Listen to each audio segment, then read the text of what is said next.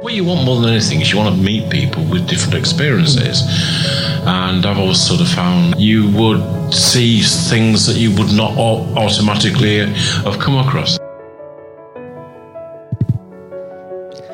Hello and welcome to the Parliamentary Review podcast, the podcast that is at the forefront of raising standards.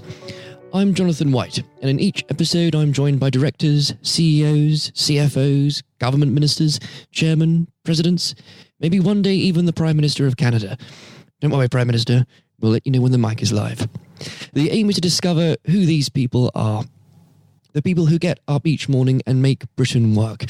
We discuss everything from which firms appear to be heading towards administration to the latest reports from the International Development Association, and of course, the innovation and success in the country that make it all worthwhile in the end. We also get their take on the current political and economic state of the country. Later on in this episode, you'll have the chance to hear our exclusive interview with Lord Pickles, former Secretary of State for Communities and Local Government, Chairman of the Conservative Party, and of course current co-chairman of the Parliamentary Review. But for now, we're joined by Marius Foster, Director of John Hilton Estate Agents, a traditional, independent outfit specialising in selling and letting residential property in Brighton and the surrounding areas. Originally founded in 1972, they have strived, successfully, to break away from some of the negative stereotypes associated with estate agents. Marius joined the company in 1998, helped to grow the business, especially by incorporating a letting arm and finally becoming a director in 2014. Born and bred in Brighton, we discussed with Marius the success of the business, as well as the challenges facing the sector, both locally and nationally. Marius, welcome. Thank you.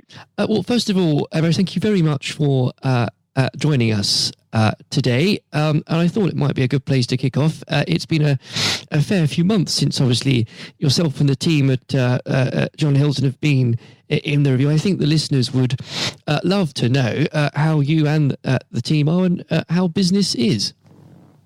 Yeah, I mean, to be quite honest with you, despite all the, this kind of cloud of uncertainty that doesn't seem to be sort of diminishing from the country at the moment, we've been finding that, generally speaking, the market seems to be sort of ticking over quite nicely. So, in actual fact, our level of sales, I was looking at our figures last week, and the actual volume of sales has, increased in 2019, this point last year to last year. So, fantastic. We are finding that the market is, quite price sensitive at the moment. So, but basically, if you've got, properties on the market that are correctly priced, there's people out there buying them at the moment. Good to hear. And I know you've managed to say uncertainty, of course, without mentioning Brexit, which I thought was very good of you. But certainly later we'll get onto that, because I think no matter what business you're in at the moment, uncertainty is the enemy, as it always is. But it seems now more than ever. And then for those that don't know, I should add, of course, John Hilton Estate Agents has been around since 1972. Certainly, the market's become pretty unrecognisable in that time, whether it's Black Wednesday or indeed the crash in 2008. And it's actually that I wanted to focus on, Marius. The 2008, it was very much a realignment for a lot of property companies and estate agents, and many an independent estate agents did not live to see 2009, but you're very much adapted, and I'd like to, if you can, just explain what you did to diversify, as it were, back then. Well, I mean, we found that very sort of shortly after the Lehman Brothers crash and Northern Rock going to the wall, just banks just didn't want to sort of lend money, and most people that want to buy a property are dependent on some sort of financing from the bank. So we hit a very sort of dry period where literally you just if you had good properties on that were competitively priced, just the market completely seized up, and as a result of that, we obviously, being a sort of an independent business, needed to make money from somewhere. So we diversified, as I think many other estate agents did, independent ones, into sort of the lettings sector. Sort of 2008. We started sort of a lettings department, and it's grown considerably in the last 11 years. And it's very much now, as I understand it, a key part of the business. It is indeed. I mean, the good thing that that lettings offers you is a steady income, because you get paid management fees by the landlords, and that's a very steady income. You know where you stand every month. Whereas with sales, it can be a bit hit and miss. You can have a very, very good month one month, and then it can be a little bit drier on the next month. Whereas as I say, the property lettings is very steady from an income point of view. We're in Brighton. We're in a sort of university town, both Brighton and Sussex universities. I think there's about 40,000 students that all need somewhere to live, and where our office is based is geographically very close to the university. So a lot of the stock that we took on were sort of student landlords, and we built up. I think we're up to about 260 properties. So fantastic. And you're spot on, of course, and for those that might not be aware, of course, that huge student population in Brighton, and that a consequence, of course, of there not being really enough halls of residence to go around, but I'm sure that's true of many a town in the country. But surely, and it must be the case, Marius, that renting property for students is it brings its own set of challenges. Yeah, absolutely. I mean, these sort of young adults, a lot of the time it's the first time that they've left the family home, sort of, dare I say it, but a lot of them have a lot done for them at home, so when they go out into the big wide world, it can be sort of challenging. We often get phone calls, the light's not working. Well, have you tried changing the light bulb? Oh no, we didn't think of that. It's a steep learning curve for the students, and it's a sort of passage that a lot of young adults go through, with the universities. Absolutely. Well, you get to play their parents that way, by the sounds of it, don't you, Marius? Absolutely. But generally on the whole, I mean, I know students don't get a particularly good reputation, parties, antisocial behaviour, all the rest of it. But generally from our sort of experience, students, most of them are, they look after the properties, and they're respectful of neighbours. You do get some that aren't always the case, but I think with any type of person, whether it be sort of families or young professionals, you always get a few that so we don't tarnish all with the same brush, and we've got some really really nice students in our houses. That's good to hear, actually, and perhaps if we took a step back and look more broadly, not just at Brighton but indeed the market from where you're sitting at the moment, Marius, what would you point to as being some of the key sort of medium-term challenges the market is facing? Yeah, well, I mean, the most immediate one on the letting side has been the banning of agency fees. So previously, when a group of tenants, I mean, it's not just student housing that we do. We obviously do across the whole market, professionals and families, and but basically, agency fees were banned starting from the 1st of June this year. And that kind of was to cover referencing, administration. There's quite a lot of work that goes on behind the scenes, and in one fell swoop, when that ban came in, that's kind of a big chunk of revenue that you can no longer get, and you've got to look to other areas to where you're going to make that income up. So that has been certainly one of the challenges that we have faced this year. As I say, the property market on the whole, from a sales point of view,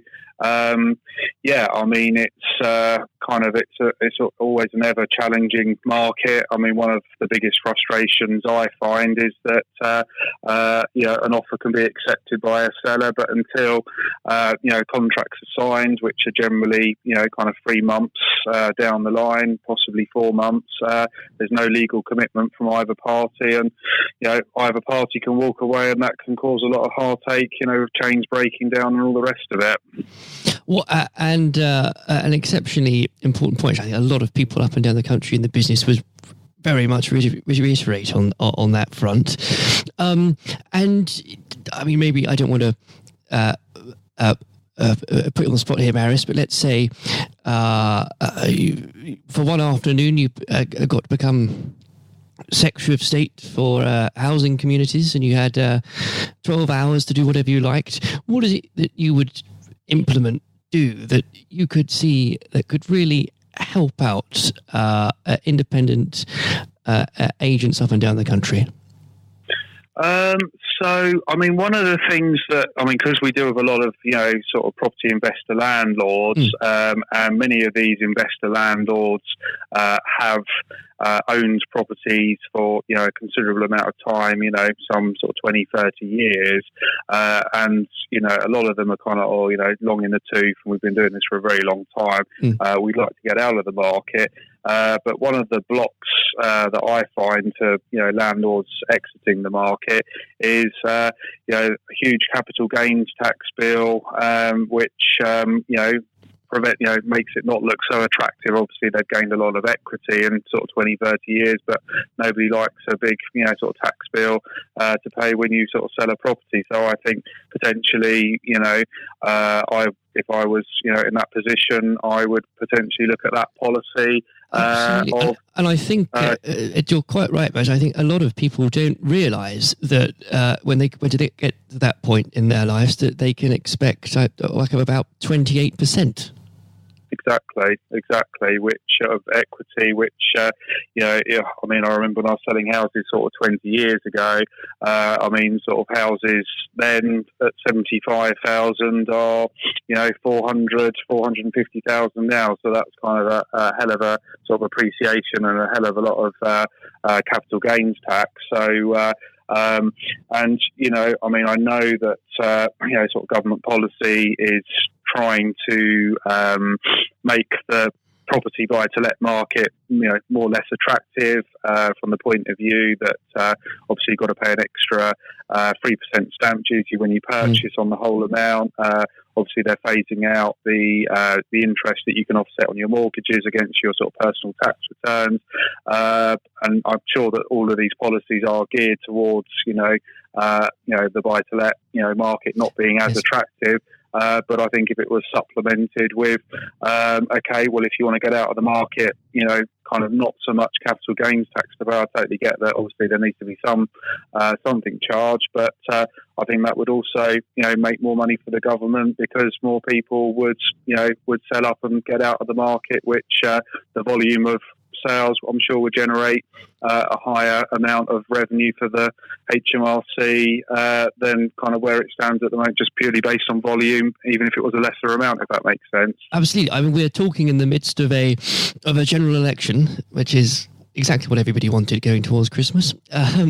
So we will, I suppose, find out in just a few weeks, as I'm sure, no doubt in my mind, we'll have a budget sooner rather than later, and who knows what it might contain.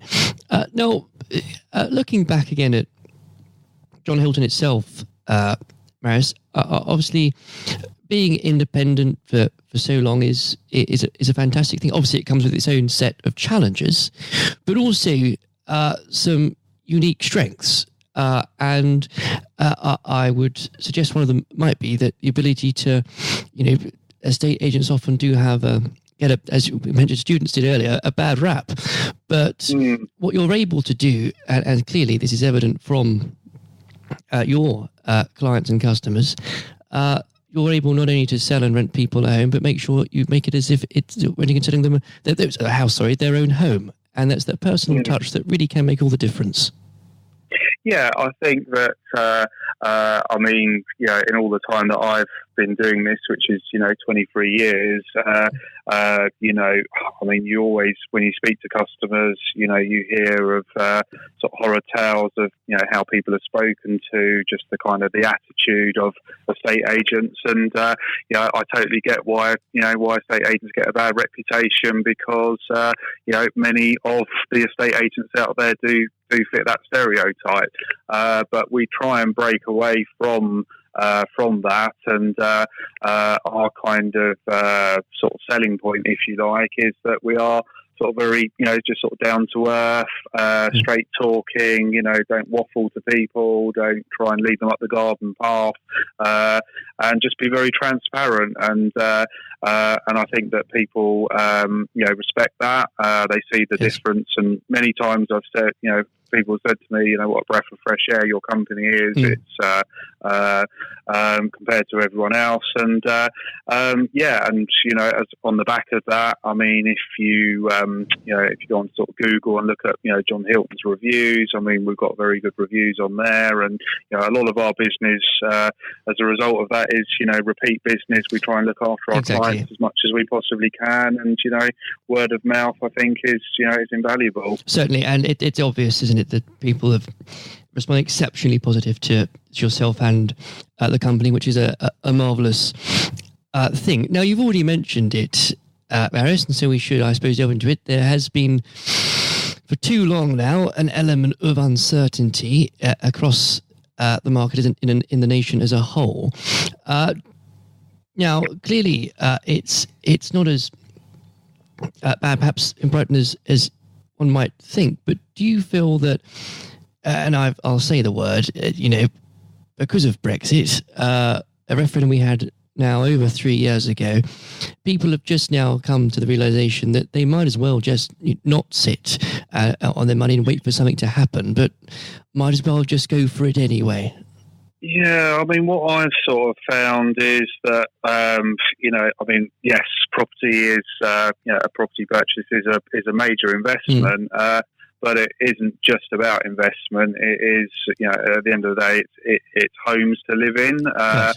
And whatever's going on in the bigger picture, I do feel that, life goes on, people get together, people break up, people have families, people relocate for work. For all those reasons, despite what's going on in the bigger picture, people still need to move.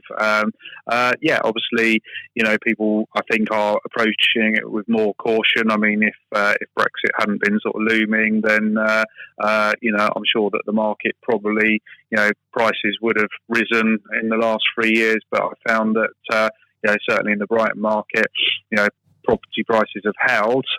They've not gone down, they've not gone up. But yeah, I feel, I mean, what I have sort of noticed, I think what's probably sort of impacted, sort of more is on the sort of London market. We do get quite a big migration of people that, for whatever reason, they're starting families, they've had enough of living in the city, so they're selling their, 1 or 2 bedroom flats up there, and with the same sort of budget, Brighton is a good option in terms of, starting a family or raising a family. And what we did sort of notice was, previously, you show London buyers around. Oh yes, we sold ours. It came on the market. Literally got snapped up straight away. We're good to make a firm offer on this property. What you're sort of finding now is that they're still coming down, but haven't necessarily got sales agreed on their own property. And a lot of the time, people sort of are mentioning that they're having to drop by sort of 50, 60,000. If they want to get moving, basically. So although I haven't seen it massively impact on the Brighton market, I can see from a distance that I think it's had a sort of a greater impact, certainly in areas like London. And we've on that point of things impacting, as I said, we're already speaking in the middle of a general election, and we've seen some eye-catching elements from the manifestos. The Conservatives have suggested introducing lifetime fixed mortgages, which will be very popular among some. We've seen Labour promise to introduce rent controls, which is, needless to say, somewhat controversial. Is there anything that, from your point of view there, Marius, that you heard about and thought, what a smashing idea, or anything you heard about and thought, good grief, where do they get that stinker of an idea from? Yeah, I mean, I do believe, from, what I've sort of, read in the papers, heard on the news, in my opinion, I think kind of a lot of Labour policies are, could be potentially damning for the, for the property market. I mean, there hasn't been a massive amount of publicity about, kind of Conservative policies. We have found that sort of a more recent one where, stamp duty is exempt for first-time buyers up to a purchase price of $300,000. I mean, that's we have found that policy, we've seen, a lot of first-time buyers, coming into the market. Obviously, that's an incentive not to have to pay stamp duty. But I haven't seen a massive amount of, of Conservative policies in direct relation to the property market, if I'm completely honest. Well, put that down as they must try harder then in that case. Yeah. I'm conscious of the time, actually. Marius, I know we could go on forever, but it might be worth ending on, actually, of turning away again from politics to the national picture and back to yourself and John Hilton, estate agents. What are your feelings for the next 12 months, and how do you hope they pan out for the business and the local market? Well, I'm a great believer of democracy. I do feel strongly that obviously there was the very marginal vote in favour of us leaving the EU. That was now over 3 years ago. I think that not necessarily just on my business, but completely across the board. I think people just need to know what's going on, and I think that the quicker we can bring that to a conclusion, the better. Then people can start sort of planning a bit more better for the for the future. I'd be in favour of. I know obviously Boris Johnson's been trying very hard to make it happen, and I would back him on that, because I do feel that this needs to be drawn to an end. Whereas with the Lib Dems, obviously they're saying that they would revoke it and kind of ignore the vote. Well, I think that's kind of unfair, because what about the 17.2 million that voted for it? And I just think Labour, it would just kind of drag out probably for another 2 or 3 years, and that doesn't help business. Well, absolutely right, man. I think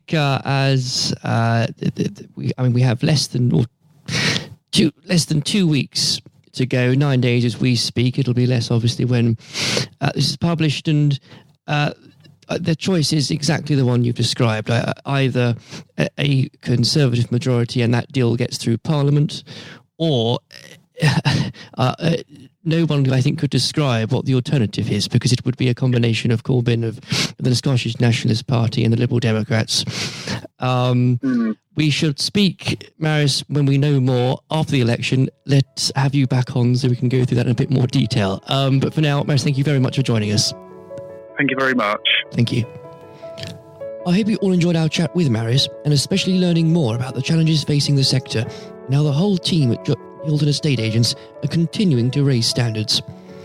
If you haven't heard it before, coming up now is our conversation with the Parliamentary Review's co-chairman, Eric Pickles. Lord Pickles served as Secretary of State for Communities and Local Government in David Cameron's cabinet before receiving a peerage in 2018.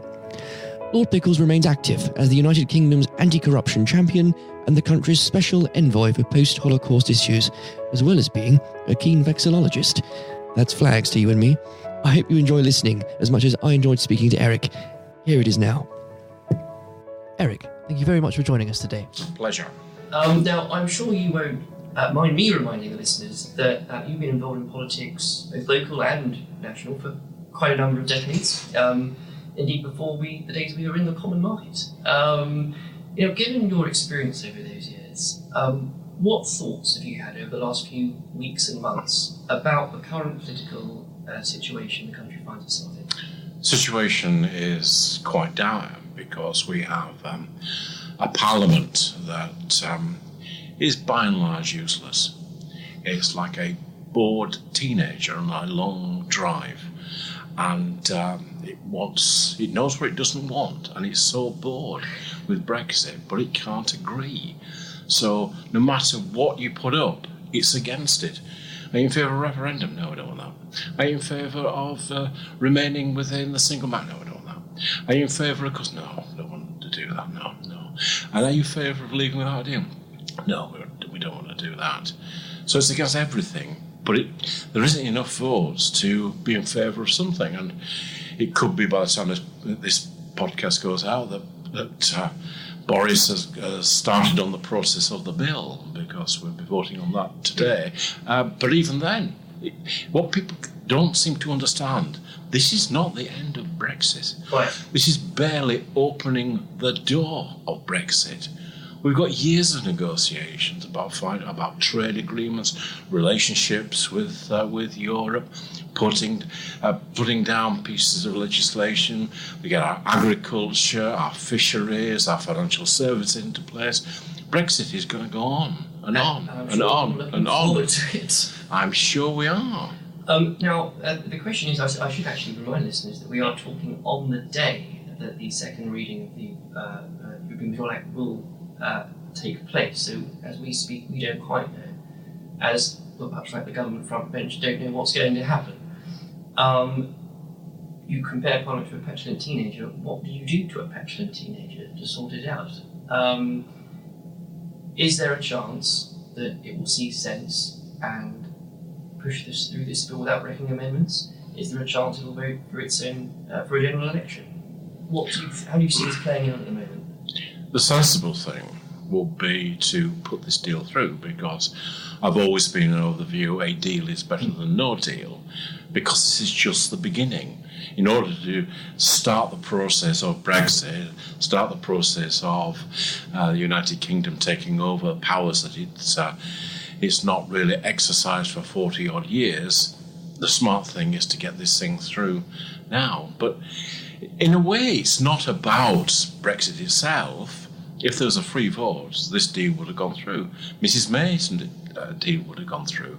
But it's about politics. It's about a Labour Party that thinks it has a chance, trying to make the Prime Minister, whether it was Theresa May or Boris Johnson, look as though that they are in office but not in power, of delaying as long as possible. There's a lot of talk about an election in the autumn, maybe back end of November, beginning of December, something for us to look forward to before Christmas. It's beginning to look less likely. It's beginning to look as though they might want to drag it into spring to get as far away as possible from the rather decisive moment that Boris came back with a deal. We have to remind ourselves that nobody thought he could deliver a deal, and it does quite shock them. And if you remember, all this process went through in order to ensure that we were left without a deal. When we have a deal, suddenly, oh no, it's not that kind of deal. We don't want that kind of deal. We want something different. I think the vast majority of people in this country, whether Remain or Leave, now would be very satisfied for this to come to a amiable conclusion.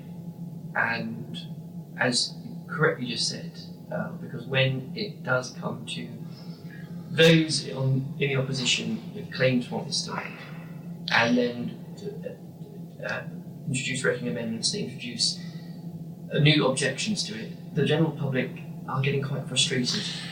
But you've got to understand that quite a lot of people don't get beyond a small area within Westminster, sometimes cliche referred to as the Westminster bubble, and go back to their own patch. Now, by and large, everybody hates their MP, except when they're at home, doing the fairs, wandering around, helping people. So they, in a way, they're cosseted to that great, which I feel is coming as a tsunami of change.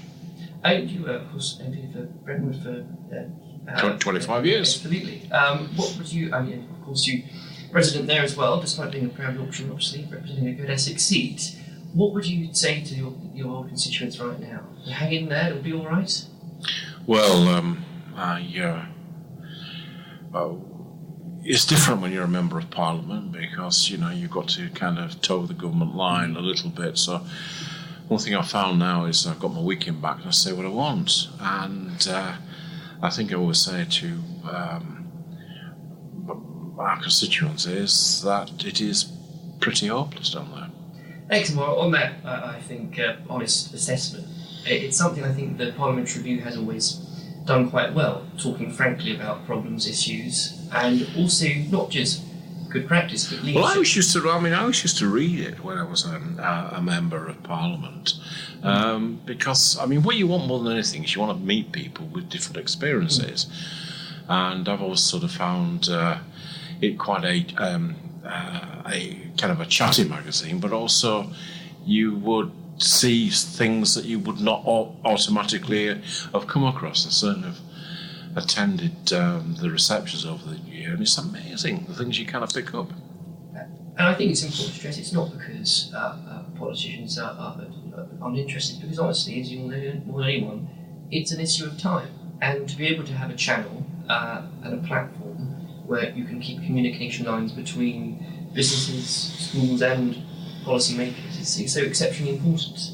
No, I think so, and it's important that it's beholden to nobody. People, pay to be part of the publication, pay people to be members, and it's a way of not being beholden to government, not beholden to anything. Now, echoing the words, of course, your fellow Chairman Lord Blunkett has said, what some might not know is that you started your political journey perhaps even further left than David Blunkett. Oh, absolutely, I was a communist. Now, what was it? At the age of 14, I was bought the Trotsky's History of the Russian Revolution, and I read it from cover to cover. I tried to read it a few years back, and I just couldn't follow anything.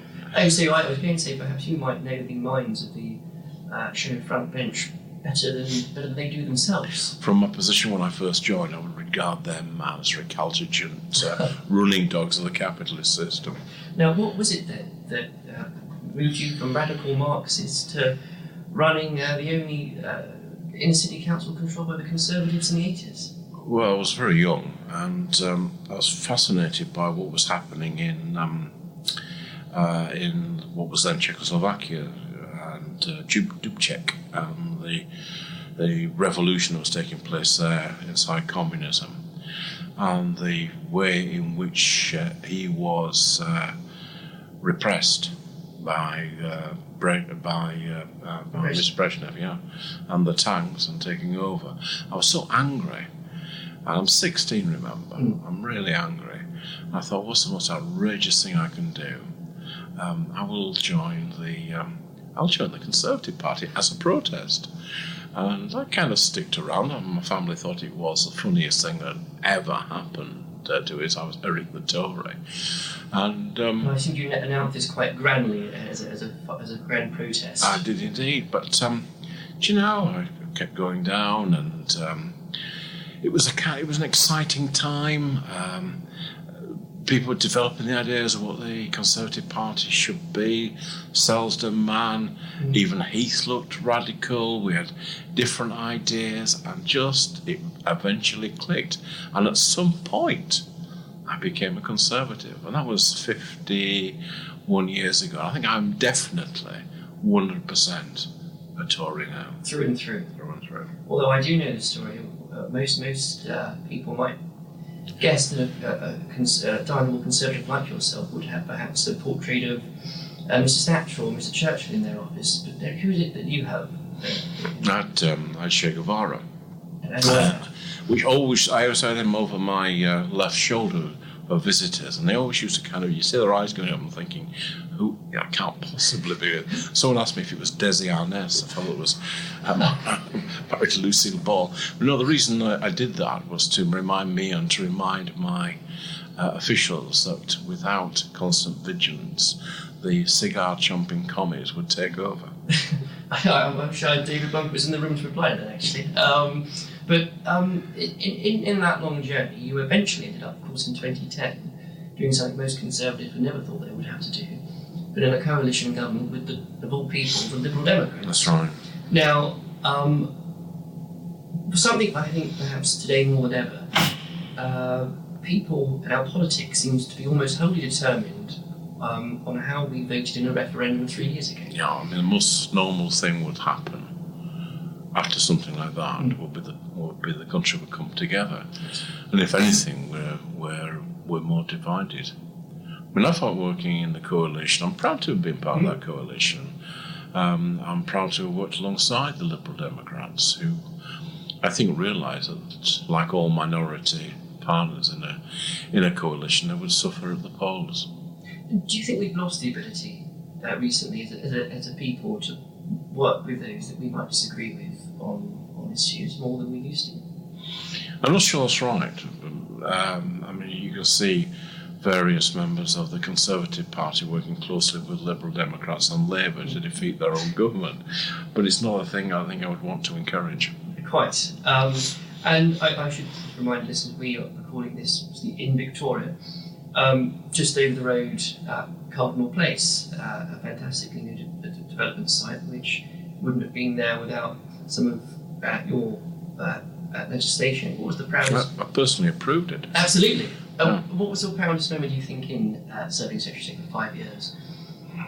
It's my actual proudest moment. We did a thing called Troubled Families, which was the first centre-right attempt to deal with poverty and to deal with difficult families that were causing a disproportionately large amount of call upon the state, and it was on the basis of tough love. It was on the basis of getting people into jobs. It was about dealing with the kind of the family as a whole, not just one or two individuals that were having a problem. And I'm pleased that it's continued. And since, I should very much stress that since, of course, you're stepped down to being an MP, you do have your weekends back, but that's not to say you haven't remained very active and very busy. Of course, continues the government's anti-corruption champion, shone the harsh light of day over malpractice in the local government. Indeed, the Queen's speech we've just had includes some of your recommendations from 2016. I think a couple of things on that. First of all, are you surprised, I may imagine you may not be, at some of the backlash towards, in this country, introducing voter ID for voting? It is absurd, and it's particularly absurd coming from the Labour Party, because it was largely Labour's vulnerability that got my interest in trying to do something about it. And it's a bit like saying, you're requiring people to show some ID, that this is suppressing voting. It's a bit like saying the post office is suppressing parcels because they demand to see some ID. I think they've got a bee into their bonnet that this is something like that goes in the state to repress. It's not. It's about giving confidence to the system. Now, the Electoral Commission and foreign observers have warned us for such a long time that our electoral system is vulnerable. And it's to misquote John Major, we are really sort of old maids cycling to evensong and warband. Yeah, it's such a basic thing. It's an important thing.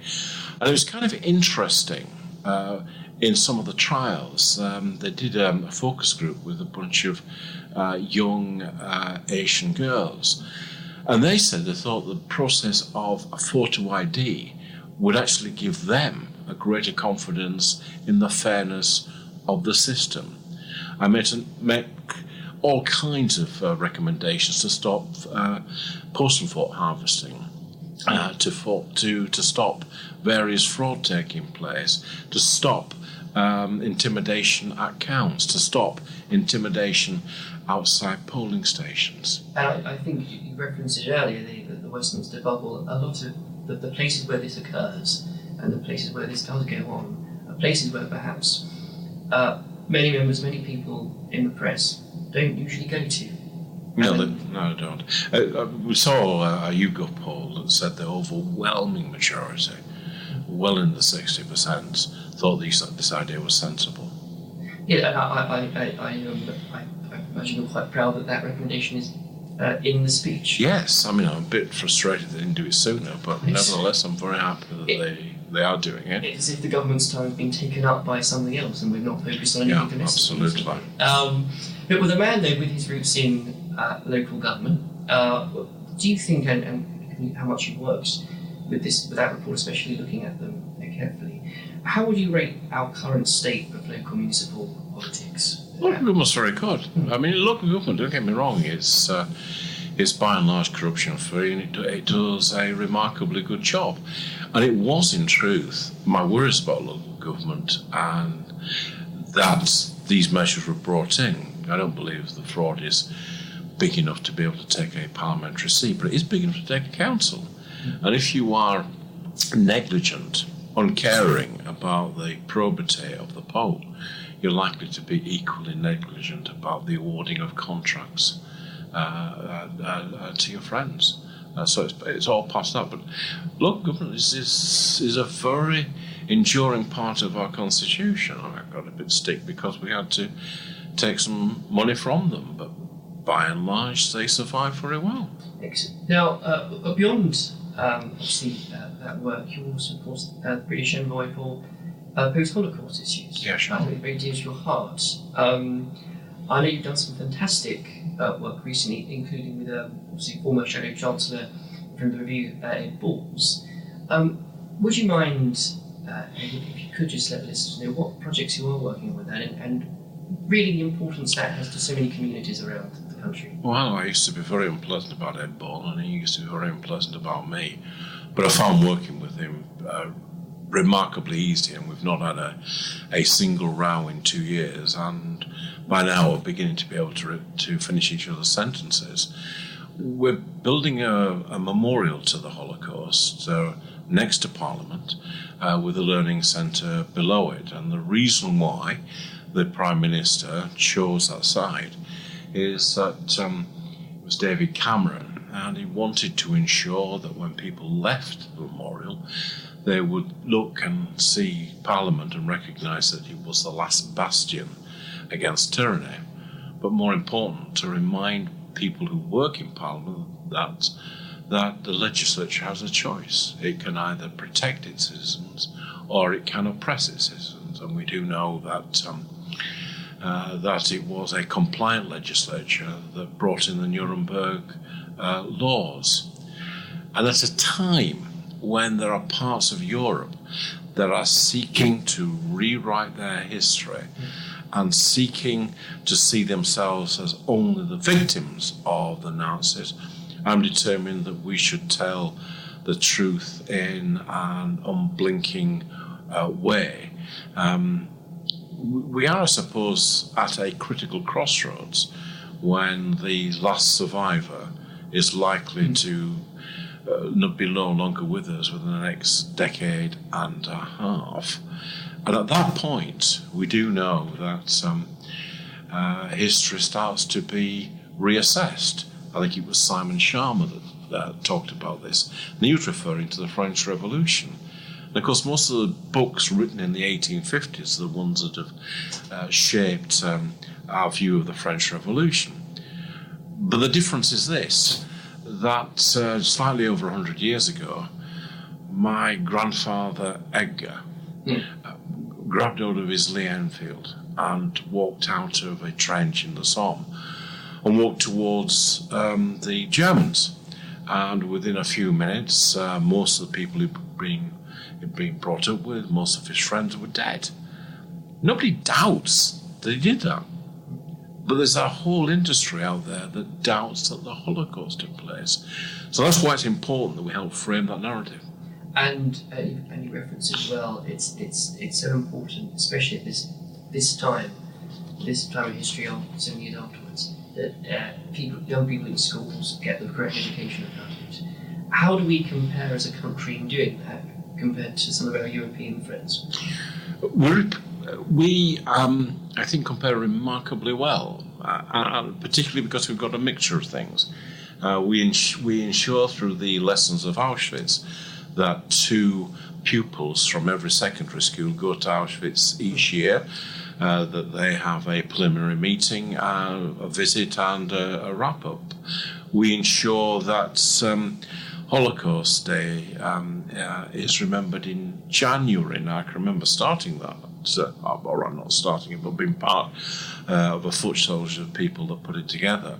And it was like one man and a dog, but now it's quite a massive. It's a massive event. So I think we are quite good at remembering that.